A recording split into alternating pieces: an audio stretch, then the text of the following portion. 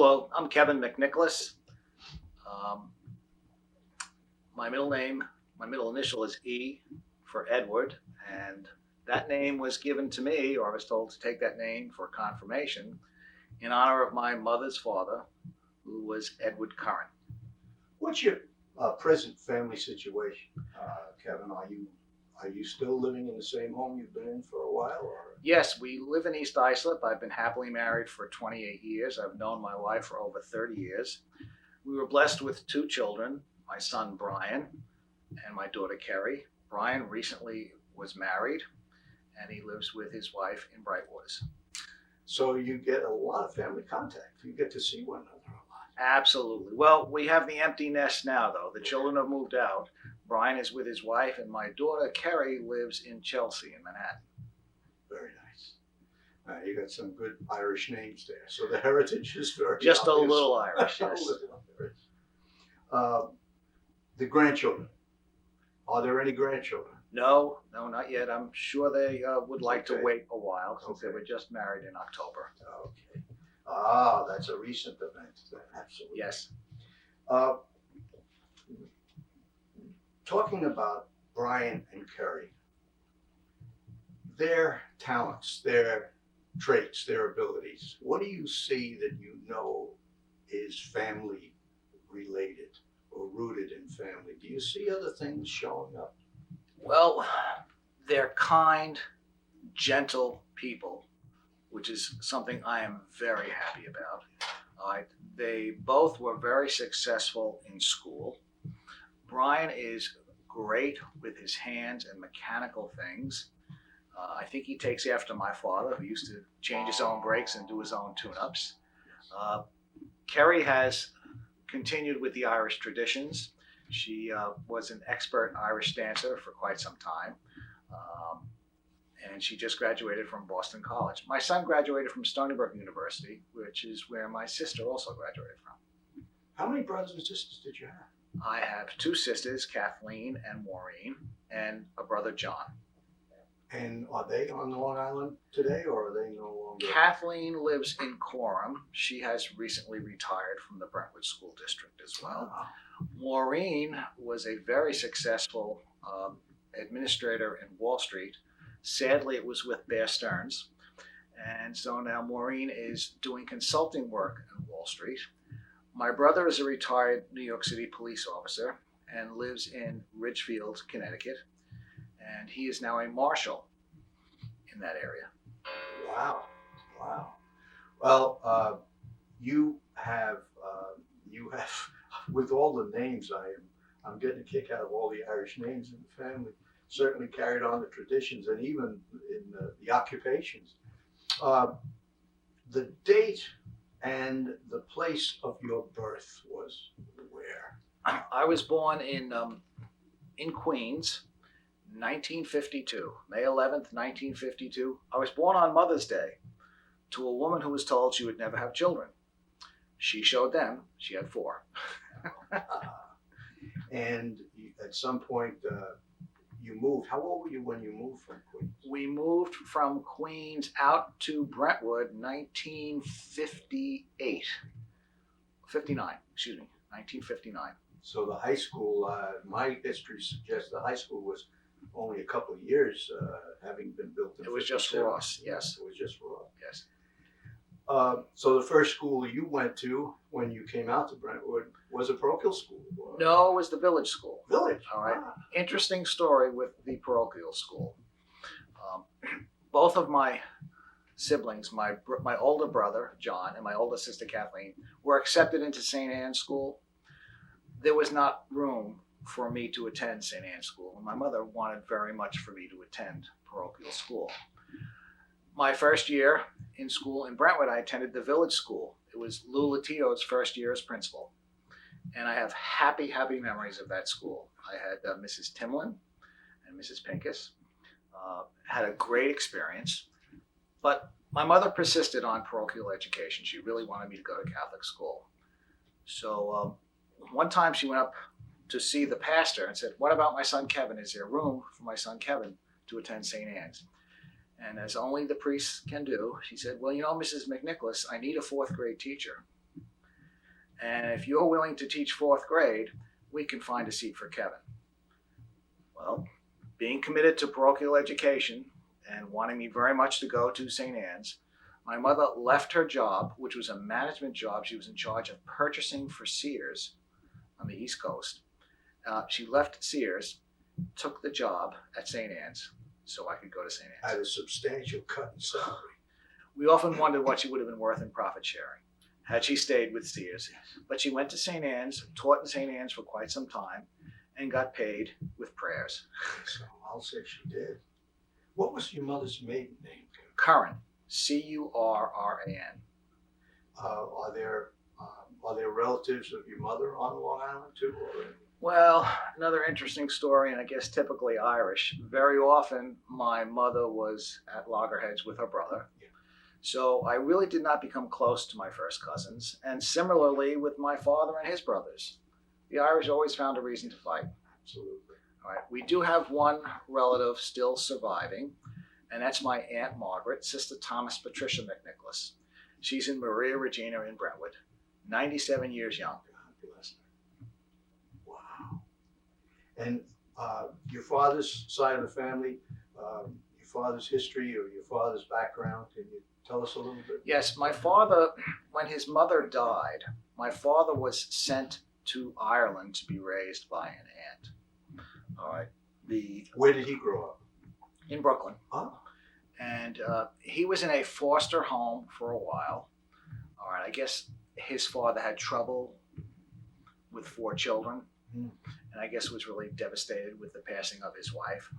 And so my father was sent to Ireland to be raised. He went over there when he was 6 or 7 and came back when he was 18. Wow. What part of Ireland? Mayo in the west. I see. Yes. You know, speaking of your father's early, his origins, what's the earliest memory that you retain growing up in Queens, where you were born? Oh, I can remember very vividly the experiences. I got sent to Sacred Heart, which was a parochial elementary school in Glendale, and I was sent there when I was 5. There was no kindergarten, but Mom had to work. And so she worked in the rectory in the parish. And I was 5 years old in first grade, a class of 60, and I was a behavior problem. I wasn't ready for school. Oh, and without kindergarten or any socialization, you were I found it all, yes. Yes, okay. But happy memories in Sacred Heart. What was the order there? Dominicans. Dominicans, okay. If your mother had had time, which she had very little of, raising a family and working, but if she had had time, what do you suspect she would have enjoyed doing in her leisure? What did she really like to do? Interesting. Was She liked doing volunteer work. working with people? Working with people, absolutely. Ah. All right. They started the Sisters of St. Joseph Guild in Brentwood to help raise money for the Sisters of St. Joseph. My parents were very selfless people. All right. I hear that. They were willing to go to bat or do whatever they had to for others. That would explain her later commitment to the district and her service on the board. She and wanted so very much to be of service to others, and she fostered that in all of us. Uh-huh. Because my brother and sisters are Yes. pretty much the same way. We believe that. Now, your dad, you mentioned to me earlier that he had the skill of tuning up his own engine and mechanical Yes. ability with cars and Yes. so on. What was his occupation? How did he handle When it? he came back from Ireland, he did work in a service station, all right, repairing cars. But then he was employed by the Transit Authority. He worked for the New York City Transit Authority for quite some time. He was a safety dispatcher and safety supervisor. He retired from the Transit Authority. Now, I have fond memories of having to say a novena for Mike Quill when he was arrested because he called for a strike by the transit workers when Mayor Lindsley took over New York City. And we had to say a prayer for Mike because Mike was going to jail. Remember it well. Yes. What are some of the earliest memories you have of your dad? Oh, some great memories. He barbecuing in the backyard. It was barren because we didn't have any grass or anything. We first moved out from Queens. Going to Little League baseball with my brother and with me. Neat. That's great. And he also started the youth group of the Knights of Columbus, the Columbian Squires. He started that in Brentwood. And that was a key part of growing up. Did you know your grandparents? Yes, my grandmother lived with us. Now, your grandmother on your my mother's mother. side. My father's mother, I did not know. Okay. My father's father, I never met. Okay. My mother's mother lived with us, and I have memories of my mother's father as well. Okay. I think you're fortunate to have, because there are a lot of kids today who have no knowledge or memory of meeting their grandparents. So I think you're blessed to have had even some of them in your life. It was an interesting experience having my grandmother live with us. In what way? My father was a saint, sharing his home with his mother-in-law. And I can remember my grandmother had a room on the same floor or level of the house as my brother and I did. And so we had to share a bathroom. And that could be difficult at times. I'll bet. Yeah. Yes. And those were in the days when there was one bathroom in the house. Yeah. How are your sisters and your brother and you different? And I know how you're the same, because you have very much the same attitudes and values where people are concerned. But what were the differences in terms of your abilities or your proclivities, let's say? Well, I know one major difference. I'm the lone liberal in a family of conservatives. All right, the lone liberal. I worked in 3 states for Obama. Now that's tough. In the last election. That has So we had some interesting arguments over the dinner table. Yes, and agreeing just to disagree, and that's it, and letting it go. But one thing we agreed upon with my sisters and my brother, we would not let happen to us what happened with the previous generation, Good. where they did not speak to each other. Yes.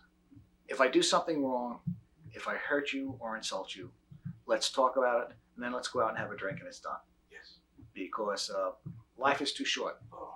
Life is too short, and even though we disagree, say politically and philosophically, we still enrich our lives by being with each other. That requires a degree of civility that is very often lost on many of the younger members of our society today.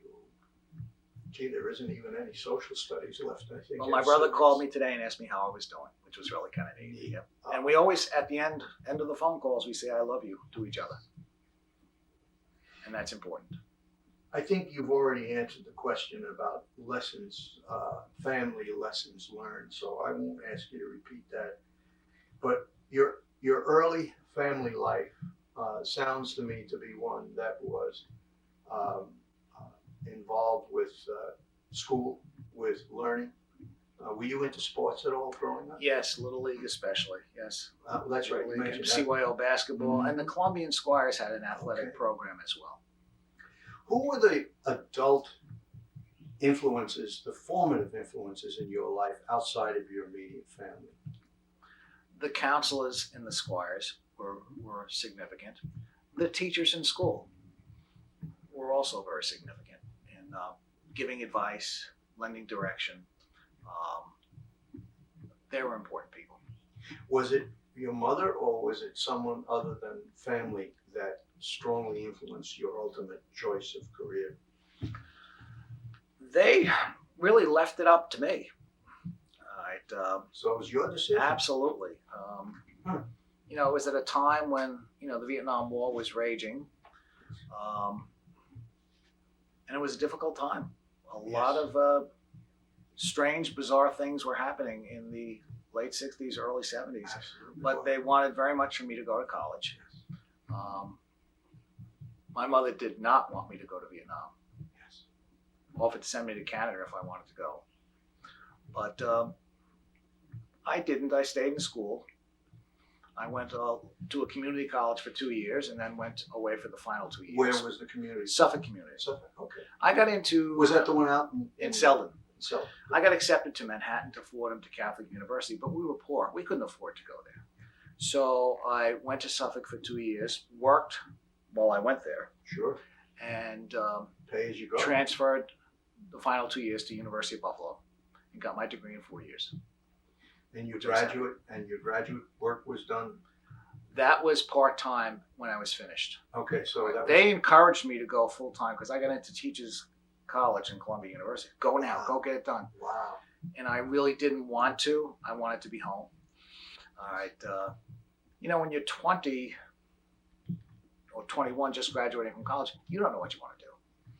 I kind of thought I wanted to be in education, and so I took the chance, and it worked out. Hmm. So the graduate courses, other than that you got at Columbia, you did. I didn't go to Columbia. I went to Stony Brook. What? They wanted me to go to Columbia. They wanted me to go full-time for the master's and the doctorate. Yes. Go now, get it done. Wow. I said, no, I think I'm going to take a break. Okay. And so you did that out here at local? At Stony Brook University and at Post, yes. At Post. Okay. And I took guidance courses at Hofstra as well. I wanted to ask you about the teachers that you've had in your life that were perhaps, if I can use the word unforgettable, the people who you either retained a relationship with or who have had a tremendous impact on the life and your life and the direction that it's taken. Are there people even from the lower grades all the way up through the university? Well, having changed schools, being 3 different elementary schools, all right, first in Glendale, then in the village school, and then at St. Anne's, I really haven't kept in touch, or did not keep in touch. Some of the sisters from St. Anne's I did keep in touch with, all right. Then I went to St. Anthony's High School, and the brothers I did stay in touch with some of them. Brother Donan being one of them, Brother Noel, who used to beat you up if you forgot your homework. All right, he was quite the character. Are these folks still with us? No, they're deceased now. Yes. Yep.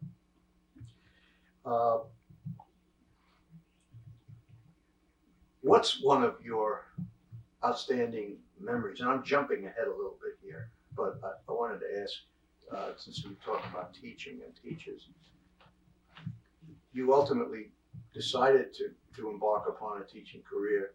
Do you have at least one unforgettable moment as a classroom teacher that you can tell us about? Because I'm sure there were many. Oh, let me think.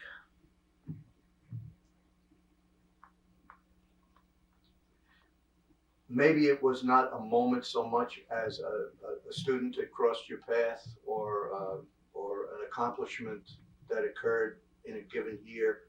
I've had so many blessings in my career where That's a tough children question have responded so favorably either to some advice or some direction, and certainly validated what I was doing. Sure. For a living. I tell them now because I still keep in touch with students on Facebook. And they've befriended me, and Mr. McNicholas, it's so great to hear from you. And, that's, and I tell them, you validated what I did for a career. All right. And it makes me feel good. And so many of them came back to become teachers. Yes. What was your first paying job? The first time you received some kind of remuneration for what you did?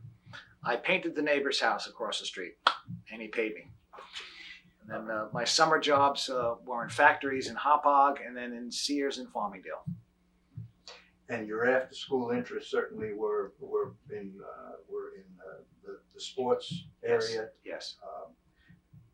What were your favorite subjects in school and your least favorite subjects in school? I loved math.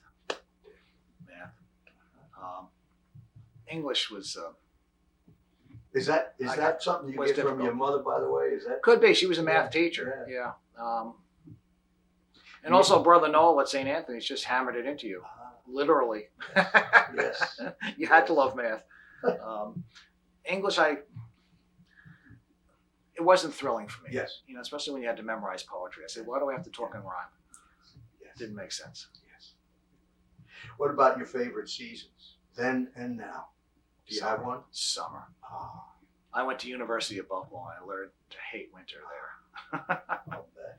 Is there, I'll ask this question because it varies from person to person, but there is a universal historical connection we have with certain aromas, maybe seasonal aromas even, or food aromas, but there are flowers. Is there a certain aroma that you can detect every once in a while that brings you back to a very warm and wonderful time in your life, or a memory of family? Yes, the smell of a barbecue. Okay.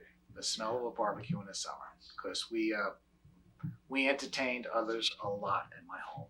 It was a very welcoming place in the neighborhood, and I with can many imagine of the friends of my family as well. Sure, I can The imagine. smell of a barbecue brings back great memories. Have you ever been to Ireland? Yes, Where did you go? we went to Mayo, Mayo. where my father was raised. The reason we went to Ireland is that my daughter was playing on the regional team for the United States, and that team went over and played the County Mayo women's team. Now, there's an interesting story with this. When we get to the field where she's going to play her game, along the fence is McNicholas Insurance. And I said, Kerry, stand there for a picture. Dad, I said, we're getting the picture of our last name here in Ireland. Sure. And I suspect it's some long lost relative. I Oh, for suspect. sure. Yeah. Gotta be. Sure. But I thought that was pretty neat. Traveling to Ireland and seeing my name on a fence, which was kind of nice. Kevin, by the time you finished, you had a lot of certifications and degrees after your name. Tell me what you managed to accumulate throughout the formal part of your education. What are the degrees or certifications that at this point? Well, I was certified in social studies initially, and because I was accessed for the first 4 or 5 years, I mean, I have the collection of Dr. Brieger and Guy DiPietro letters saying thank you very much.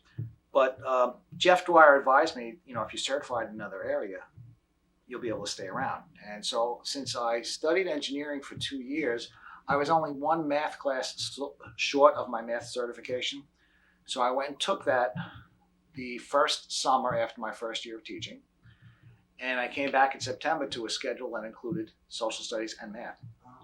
And that kind of kept me around. And you taught what grade level? Junior high school. Mm-hmm. All right, 7, 8, 9. Now, And would that have been at South? no, it was at West. To West?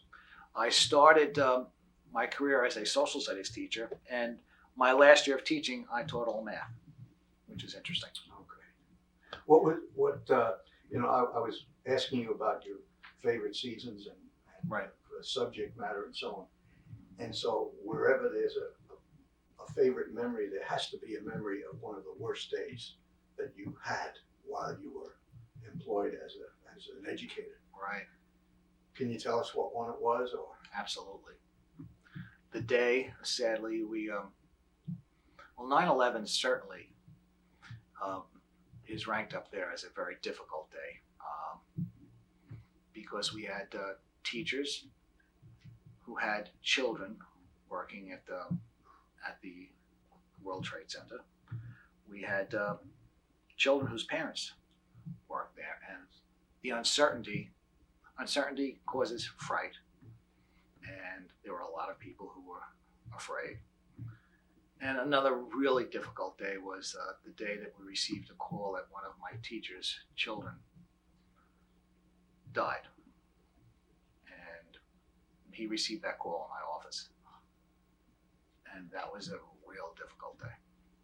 I can imagine Yeah, that. it was an infant. It was Infant who was strangled in a high chair at daycare. If you had not become a teacher and an educator, what might you have done with your life career-wise? Was there a second choice out there in the wings?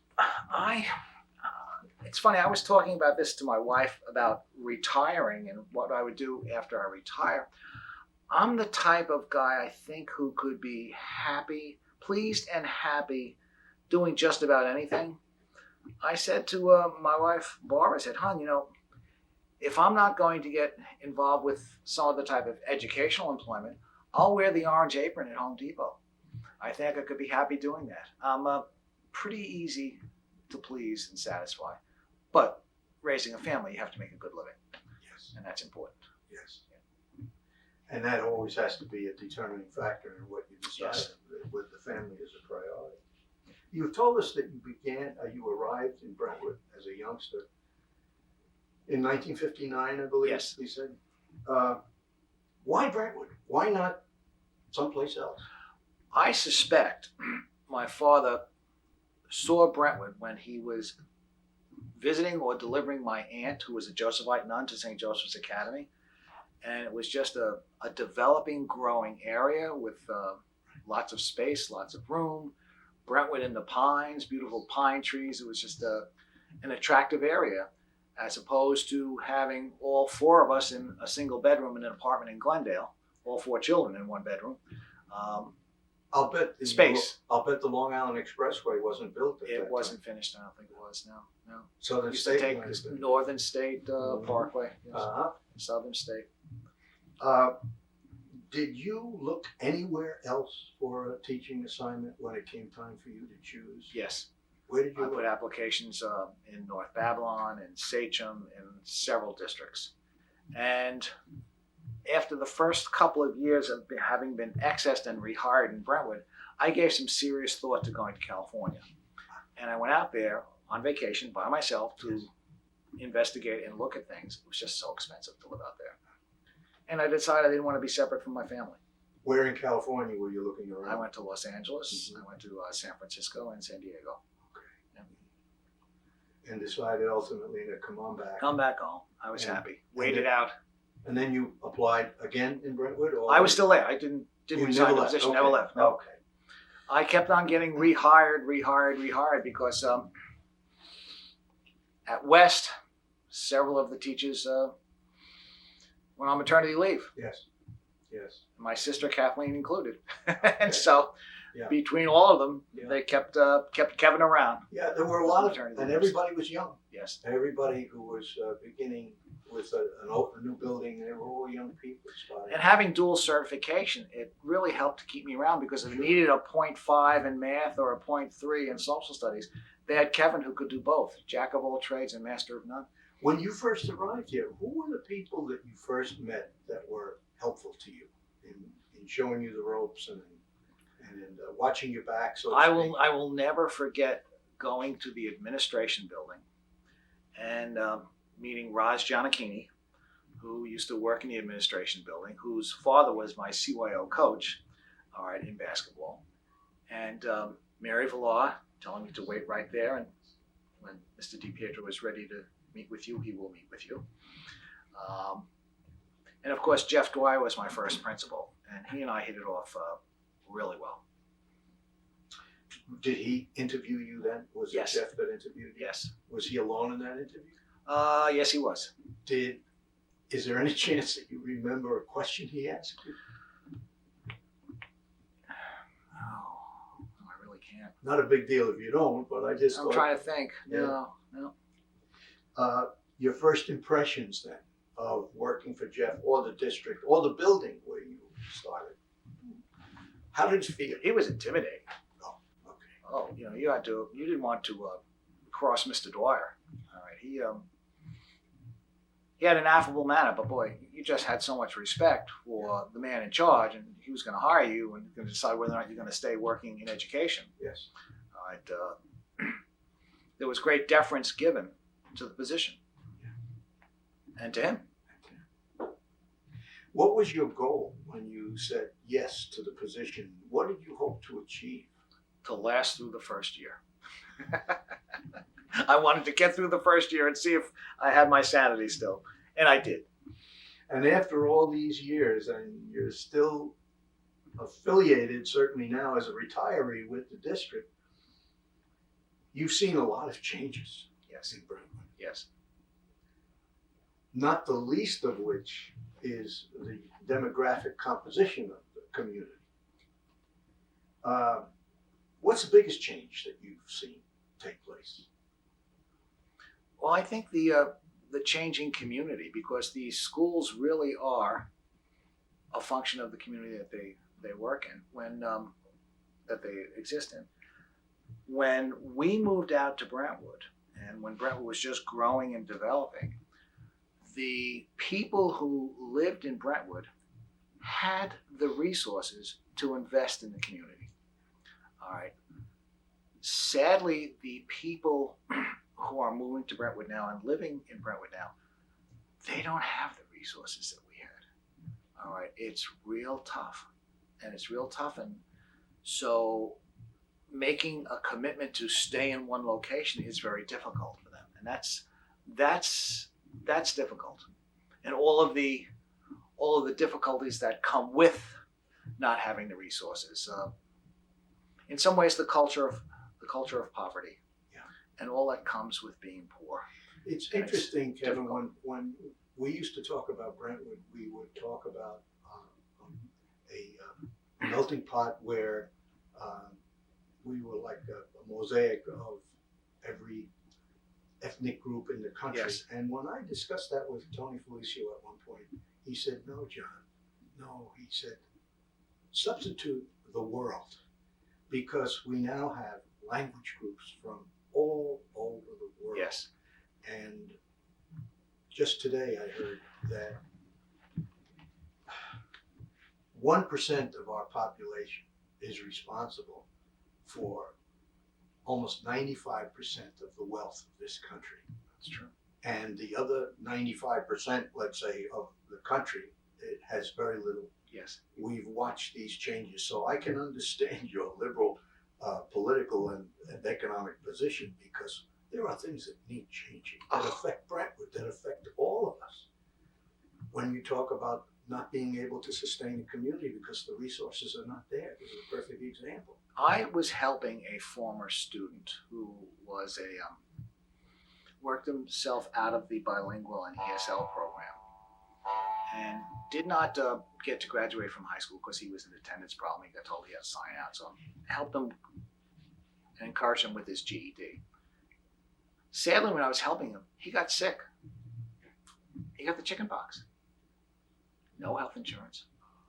So I took him to Southside Hospital, paid his bill. I said, "John, this is going to change eventually. This will change eventually, where, I am no better than you are. Why am I entitled to health care and you are not? It doesn't make sense." And that's some of the issues that Yes. some of the residents in Brentwood sadly are living with now. Who are some of the other teachers or some of the other personnel that you worked with in your earliest days? George Pittman was the assistant principal at West, as was Bill Lapp. Jeff moved on to a central administrative position. Bill became principal. Alex Werner came over from the elementary school and became an assistant principal. Buster Hudson filled in, another Brentwood graduate, filled in for Bill Lapp one time when Bill was having his back surgery. Buster was a Brentwood graduate. I Yes. didn't know that. Okay. Yes. Went to school with my brother, Brentwood High School, graduated from Brentwood High School.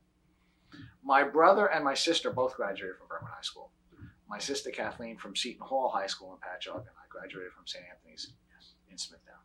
Okay. But they were key people. Alex Werner, Bill Lapp, and I was privileged to work as an assistant principal with Darlene Phillips. So, Okay. The assignments that you've had and subjects you've taught were both in social studies and in math. And in Was math, there anything outside of those areas that you did, or were there any programs? I did coaching. Coaching. I coached a lot. I started the National Honor Society at West Junior High School because West was one of the only schools that didn't have one. I just couldn't understand why we didn't have one. Yeah. So I put the application in, got the charter and everything else for West, and that's I was happy with that. I used to also put together the yearbook for them. Okay. Which was Did your preparation at Teachers College or at the ed courses that you took, did they adequately prepare you for what you found when you got into the classroom, do you think? Because minimally, yes. on-the-job training is always what does it. I mean, Experiential learning. There is no substitute for experiential learning. And I can remember walking in that first year after getting my math certification, and I said to I guess it was Mr. Lapp who was in charge of curriculum. I said, do you have a curriculum that I could follow, Bill? So he takes the algebra book and said, teach this. You had a job description, no matter what it was that you've done, that gave you a structure. But over and above, or perhaps beyond the job description, you had your own reason for getting up every morning and coming into work.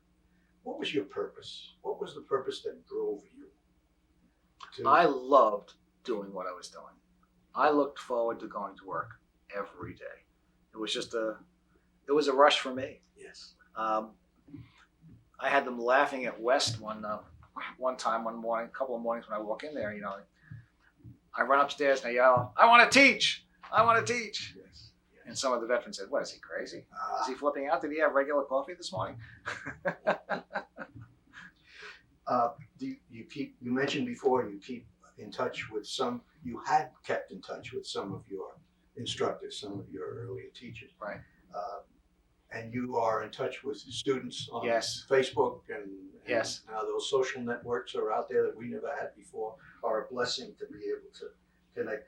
What about fellow administrators and people that you work with? Do you see much of the Yes, old gang? I see Bruce Romboli, who is now retired in Florida with his wife Skip. I see Darlene Phillips, all right, frequently. All right, she's a friend of mine. I see my friend Joseph Hogan, but he's not retired yet and he's not an administrator. I see him regularly. He's one of my best friends. Great. He'll get there. Joe will get there. He recognizes more of our faces than he does very often when he goes into a building today. Absolutely, absolutely. Were you ever involved with any of the professional organizations as you Yes, I was through the years? the chief delegate for the union at West Junior High School.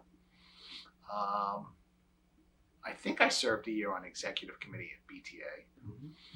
And BIPSO, my last 3 years as an administrator, I was on the executive committee for BIPSO.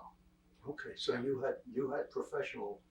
you had time for that, and Yes. again, you made time for that because that's a great. Well, it's interesting there, but at both ends though, because Yes. the union involvement with the teachers was when I was single, Yeah. and the involvement with administration was towards the end of my career, and that's because the children were raised. Do you have any opinion on unions then and now? Do you have any? Have you gleaned any insight into the process that goes on of labor representation and management that you didn't have when you began, that you see differently now? I was always able to reconcile the two. All right, being an administrator and being a teacher. I was an administrator, but I'll always be a teacher. Of course. I will always be a teacher, and that's hard for some people to grasp. Particularly people who are not administrators, it's hard for them, it seems to me, to realize that even though you've left the classroom hasn't left you. No. Yeah. And I'll also maintain that, as an administrator and having been a teacher, ultimately we want the same thing. We want what's best for the children. We want what's best for the children. We may be blinded by certain priorities that we think we might have, but the bottom line is you want what's best for the children. Yes. And that's important. You can't lose sight of that. Have you ever been afraid to go to work? Not really. Okay. And I had some tough moments, but no. Okay. No, that was my job. That was my job. You're a very easygoing guy and a very compassionate guy. I mean, just to spend time with you, that's very obvious. But there have got to be things that make you angry. What has, over the time that you've spent in the school system, what is it that makes you most angry? When I hear adults speaking negatively about children or insulting comments about other people's children, that is not acceptable. That is not acceptable, because I used to pour my heart and soul into an orientation every year. Really? And I presented quite openly. I would bring pictures of my children and present them to the parents and to the children. And the statement was, these are two people who are going to help me do my job every day, and they'll never set foot in this building. Yes. And I introduced them to Brian and Kerry McNicholas. And I say, when I look at you, I think of them. Yes. And what I want for you is nothing less than what I wanted for them. That's beautiful. And that had to be. And I expected the teachers to keep that in mind as well. We were talking a little bit earlier about your experience when you were called upon to speak to Milt Seiler when around 1980, I believe it was, Milt Seiler was one of the co-founders of the alternative school. Yes. He was thinking of running for the board. Yes. And you took, either you took it upon yourself or you were, I guess, invited to ask, encouraged to talk to Milt. Yes. Tell me about that. It was interesting because I didn't know Milt. Yes. I mean, I knew him from attending board meetings because it was a contentious time in Brentwood. All right. The Board of Education had factions, and the factions were, I believe, politically motivated, not motivated to do what's right for the children of Brentwood. And Milt was an advocate for children. All right, all the way. Unfortunately, I had come up with or developed a plan, a 3-year plan to eliminate the factions on the Board of Education. And I was afraid that if we had another candidate splitting the vote or splitting our votes, that the people who we didn't want elected would get elected. Sort of like a Ralph Nader. Absolutely. And Being so a spoiler, yeah. I was encouraged by those who I developed with this 3-year plan. You were a young teacher then. Yes, too, just started second or third year, maybe third year teacher. Wow. Yes, but I was a resident of Brentwood, Mhm. and I did not want what was going down to come down. Yeah. Some of the things that were said, I don't know, John, if you attended any of those board meetings. Oh, I did. They were nasty, I did. absolutely nasty. They didn't trust the superintendent and stated that publicly. They insulted the business manager and stated that publicly. That's not the way a profession should be I run. remember when a board member, John Perry, attacked Milt Seiler in a board meeting, and he went and got an order of protection against him because of it. I mean, they were nasty. Yeah, I was threatened by her. Were you? I'm going to get you, Mr. McNicholas. I said, no, you're not. Because we were on a roll. Oh, And and it worked. It turned around. It turned around tremendously. I think that maybe every community has a board at one time or another that becomes as mean-spirited and nasty as Brentwood. But Brentwood always has it first, though. Brentwood has all of these things happen before other communities. We had it in the community that I live in, East Islip. Yeah. The Okay. tax pack group took over control. Okay. Took over control. And I can remember sitting on a district committee with the president of the tax pack. And she said, because I was not going to allow them to adversely affect the program in East Islip. I wasn't going to allow that to happen. Would it be unfair to call tax pack a conservative, right-wing? Oh, extremely. Extremist. And anti-teacher. Anti-teacher. Yes. All right, we're going to balance Anti-tenure, the anti-teacher. Yes. financial difficulties of a district on the backs of teachers and administrators. And I can remember her saying, how come you're such a mean person? I said, I'm not a mean person. I'm really nice, but you just haven't gotten a chance to see that. Yes. What we're moving ahead, and it's just going very fast for us here. But what was the date of your retirement? June 2007. Okay. Why? Why did you decide at this time? I was 55. Mhm. Turned 55 in May. Had 34 years. Primary reason, I wanted to see my daughter play soccer. Okay. She was a Division I soccer player for Boston College. And you have one chance to raise your children. And I did not want to miss the opportunity. And so I retired that year. I could have stayed on. I was invited to stay on in a different capacity. And I was hemming and hawing, should I go, should I stay, should I go, should I stay? And, you know, financially it would have been a great advantage for me. But I did not want to miss the opportunity to see my daughter play for Boston College. And so that first year, I went everywhere, to Maryland, to Florida, to Virginia, all over the place. You don't have any regrets then? No. You left. No. I'm The very time- happy with my The time decision. was right. It was a right time for you to do it. Personally, I might have been better off personally had I stayed. But I don't know if What do I you would have mean been. personally? You wouldn't have Well, I might have, staying more focused, more involved with work, and might have been good for my mind. And, Oh. But I have no regrets. I was blessed with two great children, and I wanted to make sure that Gotcha. my time was there. And besides, my wife is still working, and that's wonderful. Is there something that you can look back at in terms of a professional accomplishment with pride? Yes. When you point to, what is that? Yes. The last 5 years of my career, the superintendent asked me to consider transferring to South Middle School because West was running like a charm. And the principal at South retired mid-year. Well, I went over there and got a sense of the way things are. And Who was at South at that point that retired mid-year? Mrs. Quinn. Mrs. Quinn. Okay. And turned things around in 5 years. All right. When I got there, the test scores were some of the lowest in the district. When I left there, they were some of the highest in the district. Morale was troubled. They were happy. And I had one parent, a couple of parents, the PTA, as a matter of fact, come up and say, "Thank you for giving us back our school." So that made me feel good. You bet. That made me feel good. I went out at the right time. I went out on a positive. Was that your last building assignment? Yes, it was, South. I was at West for quite some time. And you said you had 34 years total Yes. in education? Yeah. Did you ever have second jobs while you were beginning in the classroom? Did you ever work a second job? Not really. Okay.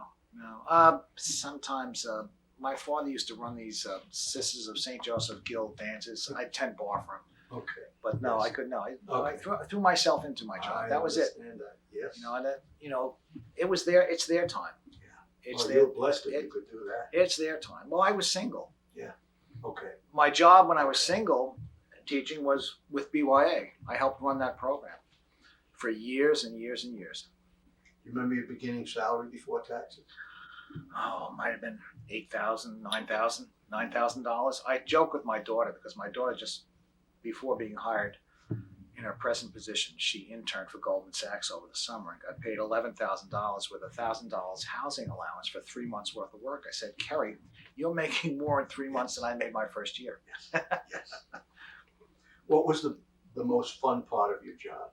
And I say your job, I'm sure you can think either of your classroom assignment job or your administrative job. It would be different perhaps. I loved greeting the children every day. Every bus that pulled up to the bus platforms, I said, "Good morning, good morning." If I knew their name, I knew their name. They would tell good morning, and I would say to a point, you can say good morning to your principal. That is okay. And when we were ready to commit to the building, I put myself right in the lobby and greet them again. Yes. Yeah, that's Wonderful. that's important. My office door was always open. Is there anything you would have done differently, Kevin, if you could rewind the loop? Is there something that you wish you could have done or were not able to accomplish that you would like to have been able to? Being an assistant principal for discipline, all right, before I became building principal, I would have attempted to be more compassionate, more understanding, and less of a hard ass. I think that's important. But obviously you learned a few things while you were doing that I job. certainly did. I certainly did. And that's where the kids teach us more than we teach them sometimes. Yeah. Well, I believe I'm a lifelong learner. Mhm. I promote that now because I'm working as an adjunct in St. Joseph's College, Mhm. and I encourage my student teachers to be lifelong learners. And so I think it's important for me, if I expect them to do that, I try and model that as well. I'm taking adult ed courses for the computer. Great. Great. I've never had to type anything in my career Yes. because I just gave it to a That's secretary. right. Now you have to see me typing the observations because I never took keyboarding or typing. Yes. So I'm learning. But yeah, I'm a lifelong learner. I learn something new every day. Did you, as growing up, did you have personal heroes as a young guy? I really liked Mickey Mantle There you go. when he was with the Yanks. Yeah. All right, that was one of my heroes. Bobby Kennedy, John Kennedy, Yeah. Dr. King. Yeah. They were all heroes. Yes. My father, Yes. my mother, Yes. absolute heroes. What are you going to miss now that you're out? Now that you're retired? I miss the children. I miss interacting with the children and the smiles on their faces every day. Now this is not going to be a difficult question at all, but what don't you miss? The nonsense. Mhm. I don't miss dealing with some issues of anger that may have been evidenced by parents. I don't miss breaking up fights. Yes. I don't miss the violence that's becoming increasingly present in our schools. Yes. I don't miss that. So if I were to say, what are the three things that most are needed in public education today, that would be one of the areas that you would like to see us Oh yeah, able to change. yeah. If we The could, increasing violence and acting out. yes. And financially, let's Oh, yes. level the playing field. Oh, yes. You know, the amount of lunch money and Yes. field trip money and other things that I used to lay out. In a community like Brentwood, I remember visiting Northeast Elementary and learning that something like 85 to 90% of the kids there were on free lunch programs in the building. So yes, yes. I can remember one of my assistant principals buying like 5 prom dresses for the girls at the high school. The amount of money that teachers lay out each year out of pocket for their students is something else. So we don't talk about that, but that's a given. Brentwood, complete the phrase, Brentwood teachers are, Fabulous. and Brentwood students are. Fabulous. Did you have a favorite year? Oh, let me think. I really liked my first year as principal at West because I was able to put my thumbprint on the running of the school. I also liked the year, even though the people at West were very upset with me, the year when I transferred to South. Because I was a principal of West for the first half of the year and principal of South for the second half of the year. Absolutely great people. I had an opportunity to meet with and work with some marvelous people. And in Brentwood, when you're in a school for a long time, you tend to become provincial. You think, oh, there's no place like West. There's no place like West. I even think they said West is best. West is best. All right. So when I was at South, just great people. Carol Basso, Jim Smith, Dan Malassi, just marvelous people. Had an opportunity to work with them and have my life enriched by working with them. Yes. All right. So I used to say, well, I worked at a school that rhymed with best. And now I work at a school that defines best.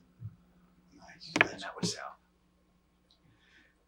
Is there, I'm sure we've left out a lot of stuff. And I can tell you one of the things that we haven't talked about that I'm going to ask you about right now.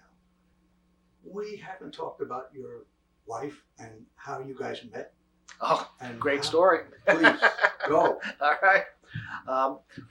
I was in a really serious car accident, 1979. I had brake failure on the causeway, got thrown through a windshield, knocked over a pole. When the trooper responded and saw my car and saw me, he was writing me up DOA. Fortunately, in the car behind me, there was a nurse. And she saw my foot move. And she jumped in and did CPR. and brought me back. So I went to Good Samaritan Hospital. I had a depressed fracture of the skull. I had an arm that was cut open where you could see the elbow bone. But the fractured skull did not show up right away. So I had people come and visit me at Good Samaritan. A lot of the teachers, Tony Felicio came, and because that was right at the height of my political involvement. I said, that's not Kevin. There's something wrong with Kevin. So then finally they realized, they took another x-ray, and I had a fractured skull. So they did a craniotomy, took out debris, and I have a metal plate in my head now. But that happened in August. I went back to school in September. Now, I had to wear a baseball helmet because I had no skull in one part. And if I ever got a blow there, it would have been serious. So I wore a helmet. And because of the trauma of the impact, my vision was off. And so I had to walk like this to get clear vision. So I was back teaching 7th grade math. And Barbara, who was Barbara Bonner at the time, was hired as a maternity leave English teacher. And she was teaching 7th grade English. So she goes home, and her mother says, "So Barbara, any hot prospects at West Junior High?" She says, "Well, there's this one bald guy who walks like this, whose name is Kevin." All right. And so she came over, and I was living with a friend renting a home on New Hampshire Avenue, which is the block that I think Mr. Felicio lived on. Yes. All right. And literally around the corner was where Barbara grew up on Illinois. And she came over and helped me with the yearbook because I was doing the yearbook that year. And I went around as chief delegate collecting vote coat money. Yes. And she was in the cafeteria with another teacher doing a study hall. And I said, "Ed, you have your vote coat payroll deduction?" "Oh, sure, no problem." I said, "Oh, Barbara, you're probably going to be excess next year. I'm not going to take it from you." And she's like, well, we hit it off and got engaged at the end of that year and got married. That's wonderful. And she used to send her brothers and sisters to the 5 o'clock mass at St. Anne's to see if I was there. And Buster Hudson at the Christmas party, and Bob Dalpiaz, because we had our own music teachers play music at the Christmas parties, and Ray Liebert. They announced a match made in heaven, Kevin and Barbara. For sure. And I've been Absolutely. blessed. I've been blessed ever since. I've known Barbara for 30 years. Wonderful. Yeah. Wonderful story. Now, sadly, she married a political animal, me. Yeah. And so when I became the assistant principal, she had to be transferred to North. And but it's worked out well. It's worked out really well. There are countless stories that you could provide us with, but your obvious commitment to what you've done continues. And I think we could both sit and talk about the need for other alternatives or other kinds of systems, Yes. given the difficulties that Absolutely. Brentwood is having now. And it would be possible for us to see, to help again, to assist again. But our time has been given, and the chapter is closed, Right. and life moves on. Kevin, thank you so much for sharing yours with us today, and for making your experience in Brentwood a part of Brentwood's history. Thank you. Thank you so much. Thank you.